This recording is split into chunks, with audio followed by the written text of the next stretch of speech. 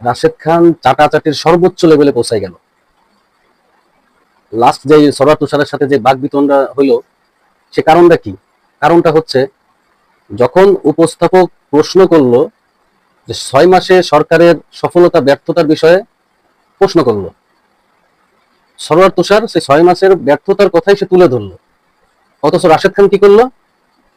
রাশেদ খান করলো, তাকে personal attack করলো, তাকে অতীতের কথা নিয়ে অ্যাটাক করলো, তাকে অতীতের কথাবার্তা, বিভিন্ন ধরনের কথাবার্তা নিয়ে তাকে ওই জায়গায় হেনস্থা করার চেষ্টা করলো। কিন্তু সরোয়ার তুষার তো আর রাশেদের মতো তো চাটাচাটির রাজনীতি করতে আসে নাই। সে তো দেশের মানুষের, নিজের দলকে রিপ্রেজেন্ট করার জন্য দেশের মানুষের সামনে সে বুদ্ধিমত্তার সাথে সেই রাশেদের কথাগুলোর উত্তর দিয়েছে।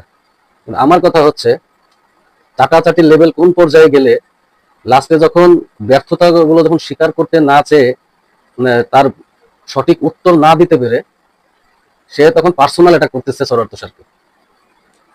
তা এই এই ধরনের 5-6টা লোককে শুধুমাত্র সরকারের একটা জায়গায় আছে বলে তাকে প্রত্যেকটা টক শোতে নিয়ে আসার চেষ্টা করা হয়।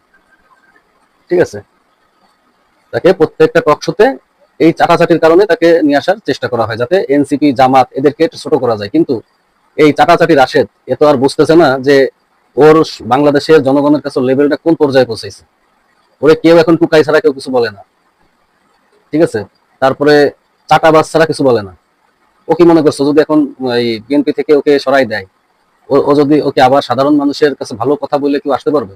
ও সেই গ্রহণযোগ্যতাটা হারাই ফেলছে, এবং আর সম্ভব না। সাধারণ জনগণের কাছে একটা ভালো, মানে সুন্দর একটা, যে আগে যে একটা গ্রহণযোগ্যতা ছিল, সেই গ্রহণযোগ্যতা এখন আর ও পাবে না, কখনো পাবে না।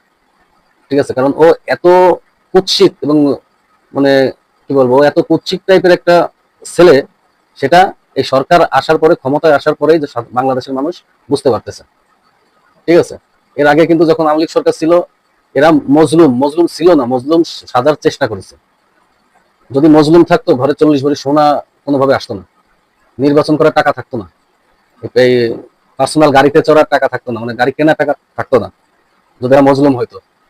ওরা সাধারণ, মানে সাধারণ মানুষের ঘাড়ে পাড়া দিয়ে ওরা হলো সবাইকে দেখাইছে যে আমরা মজলুম, যাতে প্রবাস থেকে বিকাশে টাকা আসে এবং সেই টাকা দিয়ে এরা চলাচল করতে পারে। ঠিক আছে, এই হচ্ছিল চাটাচাটি রাশেদের গুণাবলী। ওর বিষয়ে আমি আর কিছু বলতে চাচ্ছি না, ওর বিষয়ে যত বলবো তত হাইলাইটস হয়ে যাবে।